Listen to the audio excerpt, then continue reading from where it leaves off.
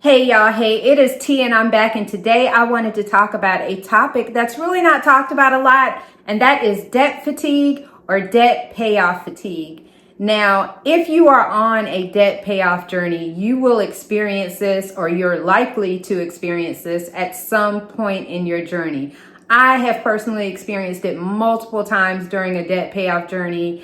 I'm actually currently experiencing it this year. So I wanted to talk about that topic and talk about ways that you can cope with that feeling of being overwhelmed, that feeling of not making the progress you want, and things like that, and ways that I have personally overcome those in my debt payoff journey. So if you are interested in this topic, please stay tuned.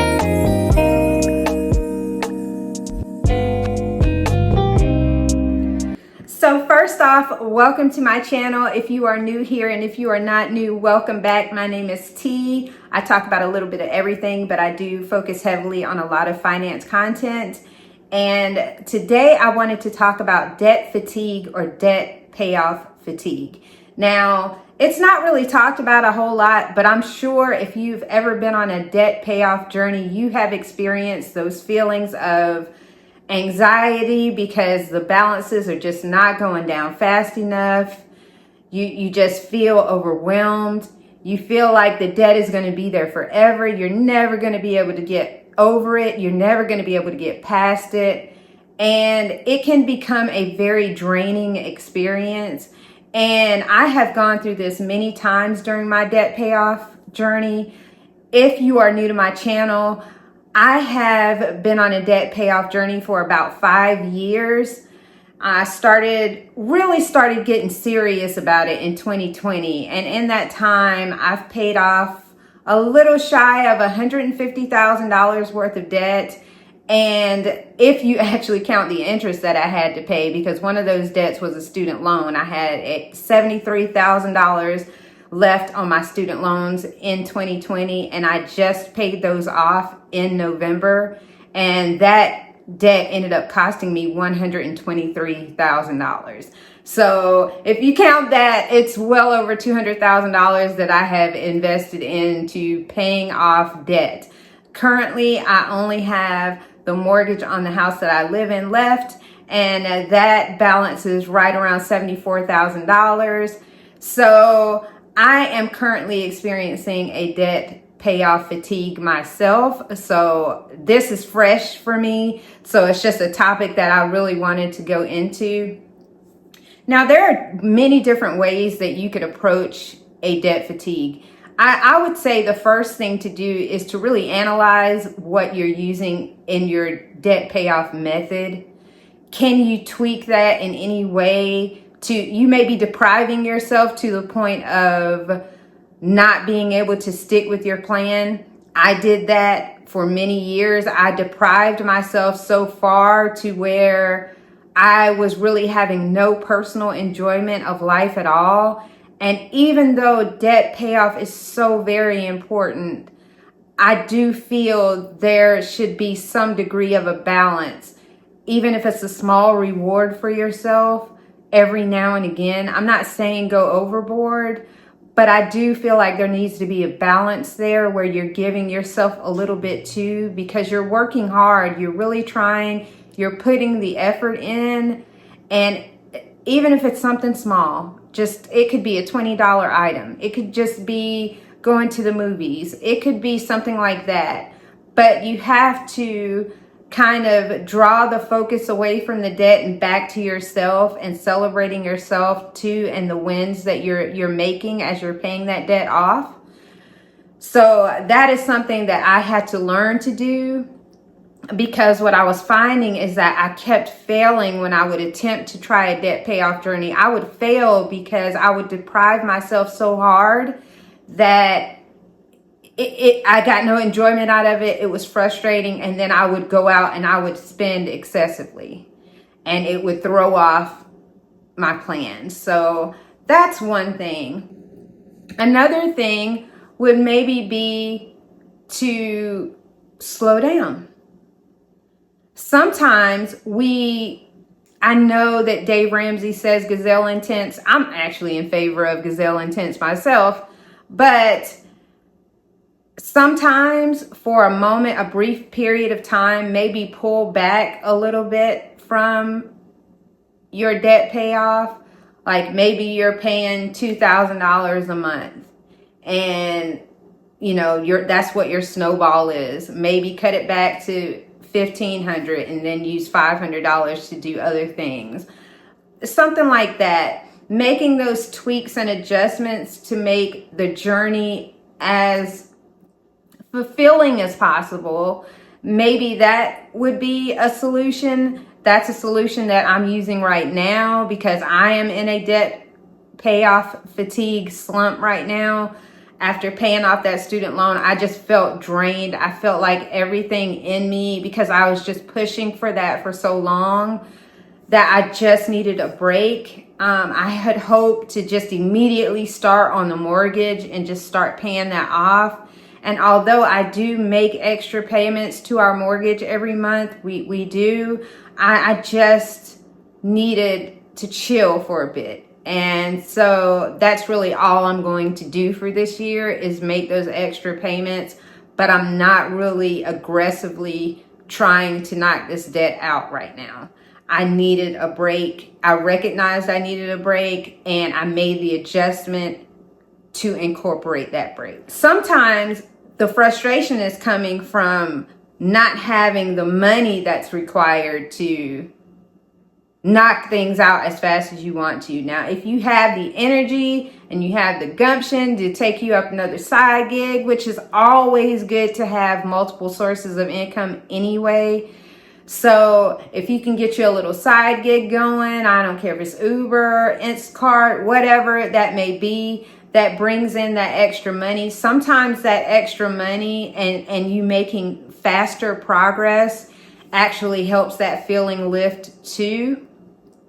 So if you have the energy and the ability in your schedule to add a side gig that maybe could offset some of the money that you're putting out every month and maybe kind of take the load off, or could make that snowball even bigger to where it takes the load off because you're seeing the balance drop faster, that is always an option as well. That won't be an option for everyone, of course, because some people, they're already doing multiple jobs trying to pay off their debt. And that brings a whole other feeling of anxiety when you're working so very, very hard to pay off a debt, and you're doing everything you can, and you're doing a main job and a side job and side hustles. That in and of itself can cause a fatigue because you're pushing yourself so thin and you're not seeing the reward as fast as you would like to see it. In those instances, because I've been there as well, I would say instead of beating yourself up about the balance going down slower than you want, celebrate every little small win. Every time that balance goes down, maybe make a benchmark. It could be every $100. It could be every $1,000. Something that gives you a sense of accomplishment once you reach that point that you can just breathe and say, okay, I'm proud of myself. Look at what I did. Look at where I made it. Celebrating the small wins is very, very important, because until you get to a point where paying off debt becomes like a second nature thing, it's very stressful. It can feel very, very stressful. And then I think a breakthrough comes where paying off the debt becomes a reward in and of itself. And the way that I brought that about for myself was creating those little milestones to celebrate, so that I know when I reach this, oh man, look at what I've done. I can celebrate myself for this. Another thing is not beating yourself up for not making those milestones, because that's going to be another thing that's going to kind of trip you up. Is sometimes life happens. You're not able to make the milestone that you wanted to make in the specified amount of time that you wanted to make it, because something may have came up. You may have a flat tire and have to replace a tire. Things, could be like me and my water heater just breaking down and having to replace that. So you have to keep in mind that life will continue to life. and not to beat yourself up when things don't go exactly according to plan. And I think a lot of people on this journey they want to be perfectionists at it. So everything has to go perfectly. And when anything deviates from what and I'm guilty of this. So believe me, I'm not criticizing, I'm guilty of it. When things don't go exactly as you have set forth in your plan, you tend to beat yourself up about it. So we have to remember to just not do that. And a good way that I found to not do that is to go back to the very beginning where you started your debt journey and then look at where you are right now. Because that in and of itself, seeing those small wins, sometimes it doesn't hit you like seeing how far you've come over time. Just keep reminding yourself that this is a journey. And on any journey, there could be a multitude of things that happen. You could hit a pothole. You could have a flat tire. You might have to stop for gas. You got to stop and eat. Things like that. It is a journey. It is a literal journey. And it's not going to be just, here I am and I'm at my destination. This is not teleporting. It is a real life journey. So keep those things in mind as you're paying off debt. Like I said, make those milestones. Do not beat yourself up for not making progress as soon as you would like progress.